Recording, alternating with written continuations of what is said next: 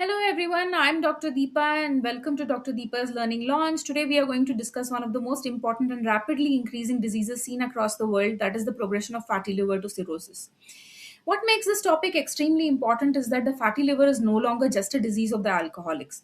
Today, because of obesity, diabetes, sedentary lifestyle, and processed food consumption, even young adults and teenagers are developing fatty liver disease. And the most dangerous part, many patients remain completely asymptomatic for years. Even silent liver damage continues in the background, but they are unaware of it. In this session, we will understand how fat accumulates in the liver, why inflammation develops, how fibrosis develops, and how finally the liver transforms into cirrhosis. We will travel step by step in the pathogenesis, look at the morphology, the clinical features, and the complications. Before understanding the disease, let's first appreciate the normal liver. Liver is one of the most metabolically active organs in the body. It performs carbohydrate metabolism, fat metabolism, protein synthesis, detox, bile production, and storage of vitamins and glycogen. A healthy hepatocyte continuously handles fats normally. Fatty acid enters the liver, they undergo oxidation or get packaged into lipoproteins and are exported out. So, a small amount of fat inside the hepatocytes is completely normal. The problem begins when the fat entry increases, the fat synthesis increases, or the fat breakdown decreases, or the export mechanisms fail. Then the triglycerides start accumulating inside the hepatocytes, and that is called hepatic steatosis. Fatty liver is the earliest stage of liver injury. This stage is extremely important because it is potentially reversible. At this point, the liver is crying out for help, but there is no permanent damage. There are usually two major causes, which is alcoholic liver disease and the metabolic syndrome. First, let's understand the alcoholic fatty liver. When alcohol is metabolized inside the hepatocytes, excess NADH is produced. This alters the cellular mechanism and suppresses the fatty acid oxidation. Imagine a factory where the waste disposal systems stop functioning. Fat starts accumulating because the liver cannot process it properly. At the same time, the lipid synthesis increases and lipoprotein export decreases. All this leads to triglyceride accumulation inside the hepatocytes. Now, in non alcoholic fatty liver disease or NAFLD, the mechanism is slightly different. Here, the main culprit is the insulin resistance.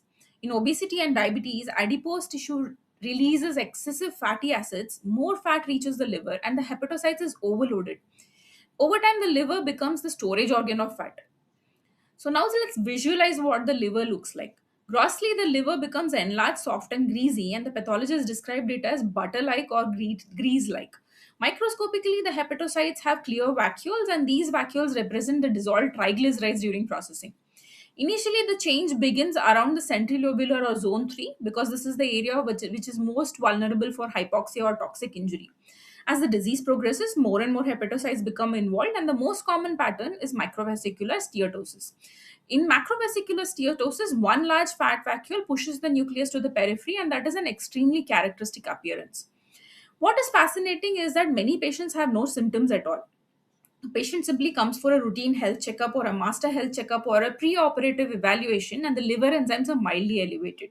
Some patients may complain of some vague fatigue or fullness in the right upper abdomen and a mild discomfort. The ultrasound may show a bright liver, and at this stage, the lifestyle changes are introduced, which includes weight reduction, exercise, diabetic control, and alcohol cessation. And the liver can completely return back to its normal. That's why the early diagnosis is important in fatty liver disease.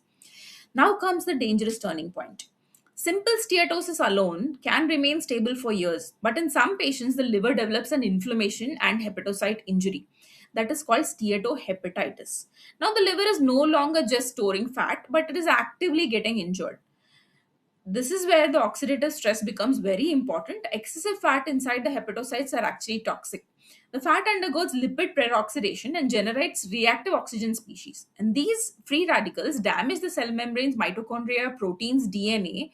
And at the same time, cytokines such as TNF alpha and IL 6 are released. Kupffer cells become activated next, and inflammatory pathways intensify. So the liver enters this vicious cycle of fat to oxidative stress to inflammation to cell injury. Microscopically, several important features appear. First, we see a fatty change. But now the hepatocytes become swollen and injured, and this is called a ballooning degeneration. The cells look enlarged, pale, fragile, and the inflammatory cells infiltrate the lobules.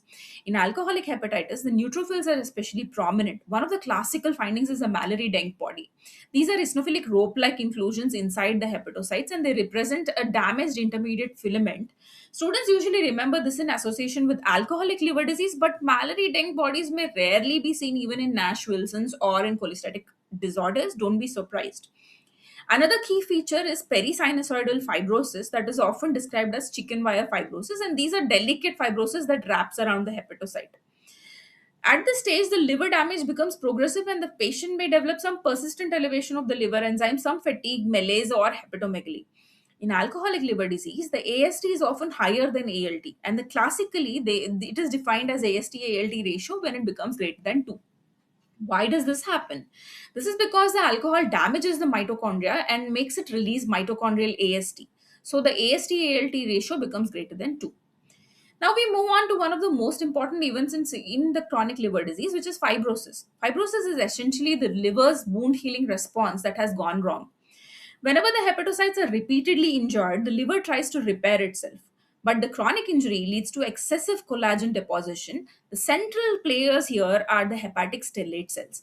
Normally, these cells store vitamin A quietly in the space of disease, but under the inflammatory stimulation, they transform dramatically and they become activated myofibroblast like cells.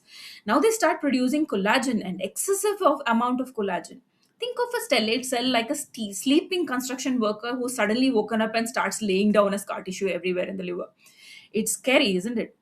Initially, the fibrosis is delicate and reversible, but gradually it progresses into pericellular fibrosis, perisinusoidal fibrosis, and bridging fibrosis. The bridging fibrosis is especially important because the fibrous septae connect portal tract to the central vein, or central vein to the central vein. So this progressively distorts the entire liver architecture. You no longer recognize the tissue anymore. Finally, we reach cirrhosis. Cirrhosis is not simply fibrosis. It's diffuse fibrosis associated with a regenerative nodule and an architectural distortion. This is the point where the normal liver structure is permanently altered. The liver tries to regenerate damaged hepatocyte, but the regeneration has occurred with fibrous bands. As a result, the abnormal nodules form. Grossly, the liver may be enlarged, sometimes even shrunken in later stages. It becomes hard, nodular, the surface looks completely nodular, and the beautiful smooth surface of the liver is completely lost. Microscopically, the cirrhosis has broad fibrous septae that divide the liver. Regenerating nodules are also present, and the normal liver architecture disappears. Blood flow through the liver becomes significantly disrupted, and that explains most of the complications. The complications of cirrhosis are severe. First comes the portal hypertension. Fibrosis obstructs the blood flow through the liver, and the portal venous pressure raises. This leads to ascites, splenomegaly, esophageal varices. Variceal rupture can cause massive fatal hematemesis. The liver also progressively fails, which means the patient develops jaundice, hypoalbuminemia, edema, coagulopathy, or hepatic encephalopathy. Another feared complication is hepatocellular carcinoma. Cirrhosis creates a background for a continuous regeneration and a DNA damage that increases the cancer risk. So, the extremely important message is cirrhosis does not happen overnight. It is a result of years of silent ongoing injury, and which means there is a huge opportunity for prevention. Fatty liver is defined early, and healthy lifestyle stops its progression. Modern understanding to NASH also has changed. Earlier, a two hit hypothesis was proposed, which means the first hit is the fat accumulation and the second hit is oxidative stress and inflammation. But today, we know that NASH is more complex.